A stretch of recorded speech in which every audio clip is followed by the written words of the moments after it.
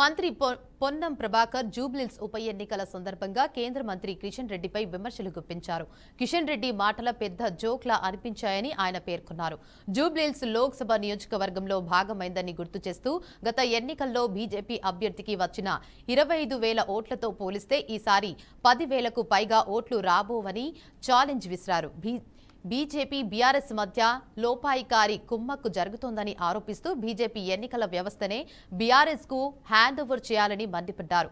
కేంద్రంలో అధికారంలో ఉన్న పార్టీగా కిషన్ రెడ్డి 10 సంవత్సరాలుగా తన నియోజకవర్గానికి చేసిన అభివృద్ధి పనులు ఏవో ప్రజలకు చెప్పాలని డిమాండ్ చేశారు. జూబ్లీహిల్స్ ఉప ఎన్నికల్లో కిషన్ రెడ్డి గారి మాట వింటే పెద్ద జోక్ అనిపించింది. ఈరోజు నేను కిషన్ రెడ్డి గారికి ఛాలెంజ్ చేస్తా ఉన్నా. మీరు ప్రాతినిధ్యం వహిస్తున్న లోక్సభ నియోజకవర్గంలో అంతర్భాగం జూబ్లీహిల్స్. మీరు కేంద్ర మంత్రి. గతంలో కూడా ఈ అభ్యర్థే పోటీ చేసినాడు. ఈ అభ్యర్థికి అప్పుడు 25,000 ఓట్లు వచ్చినాయి. ఇప్పుడు 10,000 కంటే ఓట్లు దాటాయని నేను